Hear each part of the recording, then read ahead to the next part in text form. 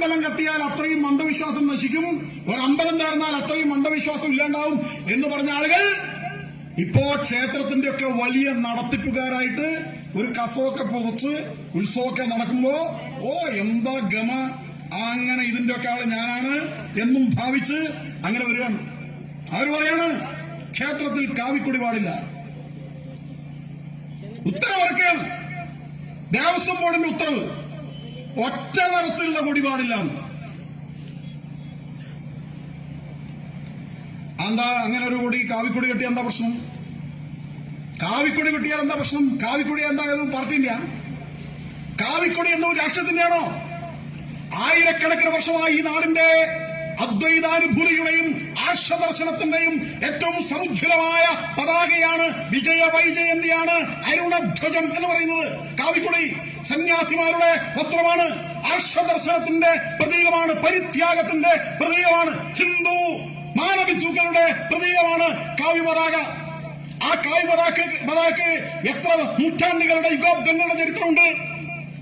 രാമരാവണ യുദ്ധത്തിൽ ദശമുഖ രാവണന്റെ ദർപ്പമുടക്കിയ കോദണ്ഡ രാമന്റെ ആ സൈനിക വ്യൂഹത്തിന്റെ ഭാഗത്ത് തേരുകളിൽ പാറിപ്പറന്ന പതാക, ധർമ്മപക്ഷത്ത് പാറിയ പതാക ഈ കാവ്യ പതാകയാണ്.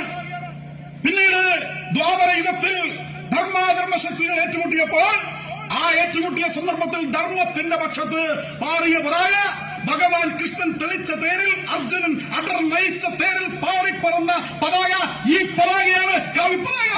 ഈ കാവ്യപതാകയ്ക്ക് യുഗങ്ങളുടെ ചരിത്രമുണ്ട്. ആ കാവ്യപതാക ഹിന്ദുത്വത്തിന്റെ അഭിമാനമാണ്.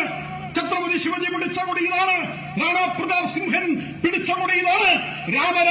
നാമം ജപിക്കാൻ അവകാശമില്ലാതിരുന്ന സമയത്ത് മുഗളന്മാർ അവരുടെ കൊട്ടകത്തോളങ്ങളിൽ പാലിച്ചിരുന്ന പച്ചക്കൊടി വലിച്ച് താഴെയിട്ട് ഉയർത്തിയ പതാക ചോരയോടൊപ്പം ചൂപ്പിച്ച് ഈ പതാക ഉയർത്തിയത് ഇവിടുത്തെ ഹിന്ദു വീരന്മാർ, ഹിന്ദു പാദശാഹി എന്ന രാഷ്ട്രം സ്ഥാപിച്ച ശിവജിയൊക്കെ ഉയർത്തിപ്പിടിച്ച പതാക ഈ പതാക കാവ്യ പതാകയാണ്. അത് പറ്റൂലെന്നോ? ഹിന്ദുവിന്റെ പതാക ക്ഷേത്രത്തിൽ പറ്റില്ലെന്നോ? എന്നിട്ട് ഏത് കൊടിയാ ഉയർത്താൻ പോകുന്നത്? ചില സ്ഥലത്ത് ചെഗുവേര വരികയാണ്. പിന്നെ പച്ചടി അച്ചാറുറ്റിച്ച് പോലത്തെ ഒരു കൊടിയുണ്ടല്ലോ, അതൊക്കെ കെട്ടുകയാണ്, ക്ഷേത്രത്തിൽ കെട്ടുകയാണ്. ഹിന്ദുക്കൾ ഒരുമിച്ച് തീരുമാനിക്കണം. ക്ഷേത്രത്തിൽ ഉയർത്തേണ്ടത് ഒറ്റ കൊടിയാണ്, ആ കാവിക്കൊടിയാണ്. ആ കാവിക്കൊടി എല്ലാ ക്ഷേത്രങ്ങളും ഉയർത്തണം, എല്ലാ ക്ഷേത്ര പരിസരത്തും അതുണ്ടാകണം.